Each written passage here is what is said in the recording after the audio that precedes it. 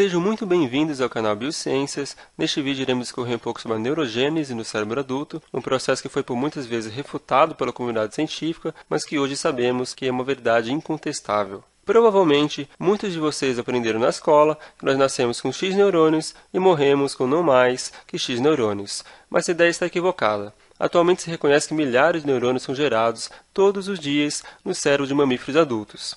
Então, como surgiu esse dogma que perdurou por quase meio século dentro da comunidade científica? Bom, eu não sei o ponto exato do início do dogma. O que eu posso dizer é que ele se levantou e persistiu na comunidade científica porque importantes cientistas defenderam essa ideia, como por exemplo Santiago Ramón y Cajal. Foi um médico espanhol histologista, agraciado com o Prêmio Nobel de Medicina e Fisiologia no ano de 1906, juntamente com Camilo Golgi, e considerado, até hoje, como o pai da neurociência moderna. Aqueles que quiserem se aprofundar um pouco mais no histórico da neurogênese, eu deixo aqui uma ótima referência de estudo que foi publicada na revista Nature no ano de 2000, de autoria de Charles Groys, que apresenta desde a descoberta da neurogênese, na década de 60, até sua ampla aceitação pela comunidade científica, que ocorreu na década de 90.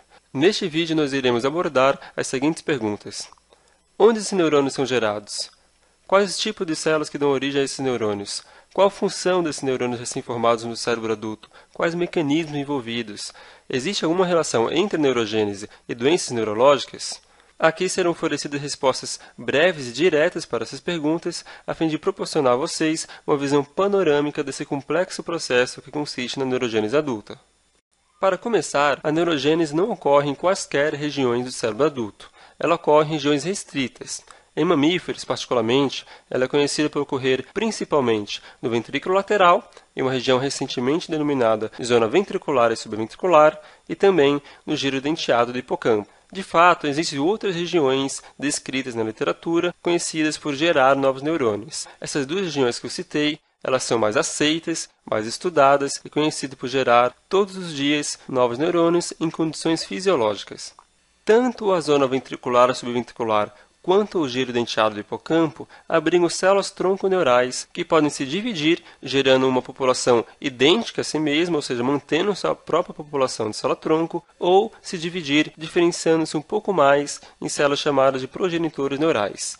Estas células progenitoras, elas possuem uma taxa de proliferação muito mais intensa e estão comprometidas em um curto período de tempo a se diferenciar nos principais tipos celulares do sistema nervoso central, que são oligodendrócitos, neurônios e astrócitos. Nesse vídeo, no entanto, iremos focar na produção dos neurônios, ou seja, neurogênese. Como vocês devem saber, existem 4 ventrículos cerebrais, primeiro, segundo, terceiro e quarto, sendo que o terceiro e quarto ventrículos são conhecidos como ventrículos laterais. O ventrículo nada mais é do que um espaço, um buraco revestido por células, principalmente por células ependimares, aquelas responsáveis pela produção do líquido cerebroespinal, também chamado de líquido cefalorraquidiano ou simplesmente líquor.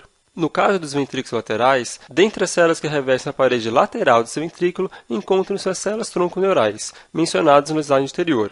Essas células-tronco geram progenitores neurais, que por sua vez geram neuroblastos, ou seja, a forma imatura dos neurônios. Esses neuroblastos não permanecem na zona subventricular. Eles migram para o bulbo olfatório, através de uma via chamada de via migratória rostral, e lá eles completam a sua diferenciação, eles se tornam neurônios glomerulares e periglomerulares, passam a fazer parte da circuitaria local e desempenham funções no aprendizado, memória, manutenção da circuitaria do bulbo olfatório e ajuste no processamento de informações, tudo relacionado ao processo da olfação. E dentre os fatores que modulam o comportamento das células tronconeurais, podemos citar a interação entre uma célula e outra e fatores solúveis, tanto presentes na corrente sanguínea quanto no líquido cerebroespinal. Já no giro denteado do hipocampo, os fatores de sinalização são muito semelhantes ao da zona subventricular, onde observamos a influência da interação célula-célula e de fatores solúveis, mas aqui não há influência do líquido cerebroespinal, uma vez que essas células não contatam o ventrículo, como fazem as células do ventrículo lateral. E neste nicho neurogênico, existem inúmeros estudos mostrando a importância do processo de maturação da célula tronco-neural,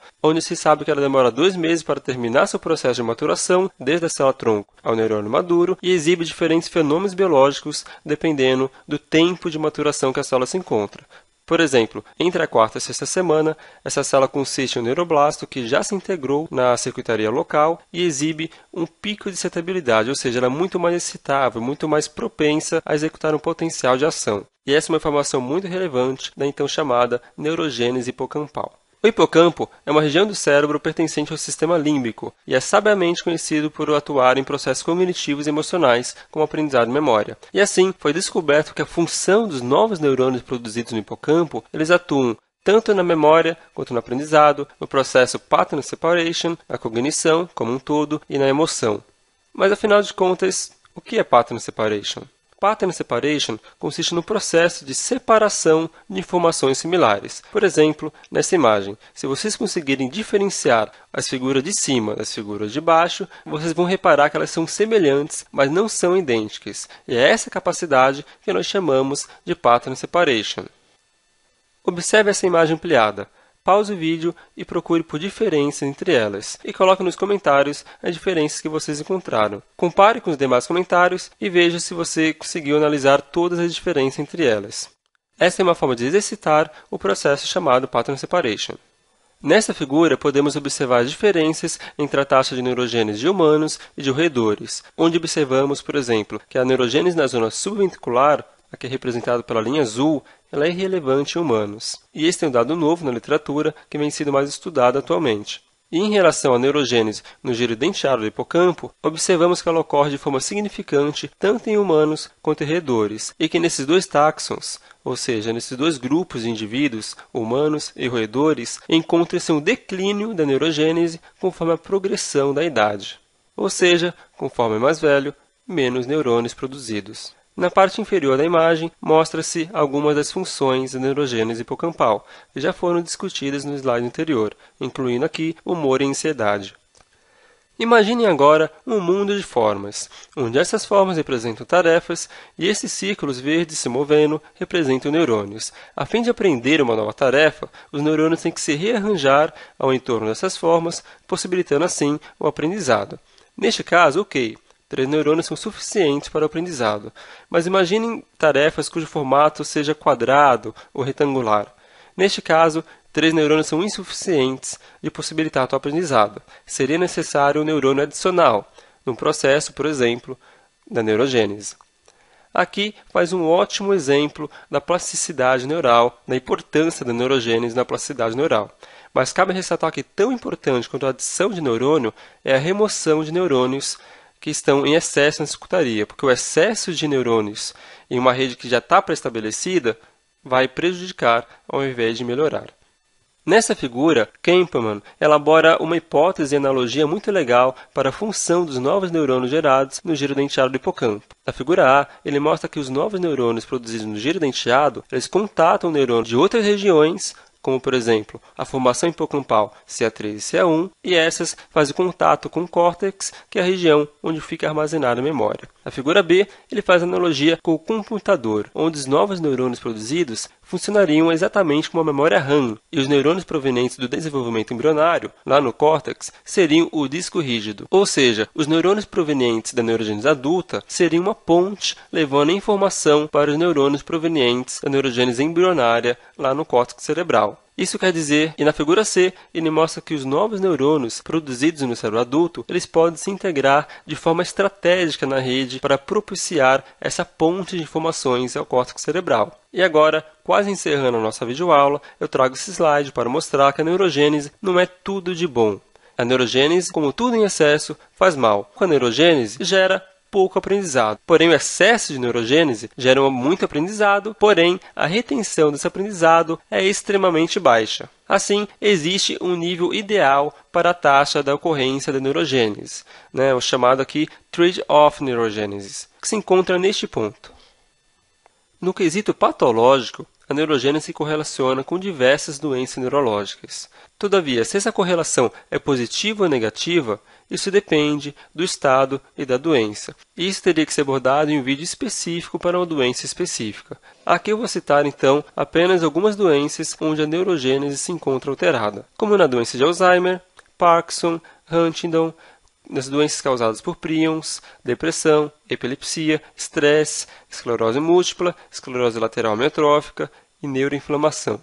Existe, então, um crescente interesse da neurogênese adulta por parte da medicina regenerativa para o tratamento de algumas doenças, como, por exemplo, Alzheimer. Dentre os fatores que promovem a produção de novos neurônios, podemos destacar aprendizado, atividade física e o meio ambiente enriquecido, além de alguns tratamentos farmacológicos. E dentre os fatores conhecidos por causar uma perda neuronal, existe a idade, o estresse, a depressão, abuso de drogas, doenças genéticas e neurodegeneração, embora existem casos e casos. Aqui eu trouxe apenas alguns exemplos que promovem a reposição ou a perda neuronal. Então, pessoal, chegamos ao final da nossa videoaula. Eu reservei um slide de revisão do conteúdo que foi abordado nessa aula. Então, para começar, existe sim neurogênese no cérebro de mamíferos adultos. Isso é incontestável, irrefutável e amplamente aceito pela comunidade científica. Nós vimos aonde os neurônios são gerados, que é principalmente no hipocampo e na zona subventricular. Vimos quais as células que originam esses neurônios, que são as células-tronco presentes naqueles nichos. Nós vimos a função desses neurônios, onde eles atuam principalmente em processos cognitivos. E nós vimos que são muitos mecanismos, fatores envolvidos nesse processo, que podem influenciar de forma positiva ou negativa a neurogênese. E vimos que existe uma correlação entre a neurogênese e doenças neurológicas, principalmente doenças neurodegenerativas.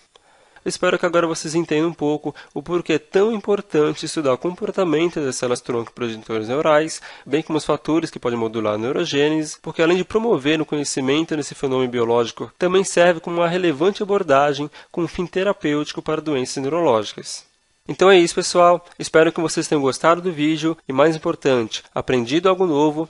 E se vocês gostaram, a melhor forma de agradecer é se inscrevendo no canal, curtindo e comentando o vídeo, pois isso ajuda o canal a crescer. E também é importante para mim saber se tem alguém que está assistindo e aproveitando o conteúdo que estou produzindo. Assim sendo, se você aprova o canal Biociências, inscreva-se, curta e comenta o vídeo. Um forte abraço a todos.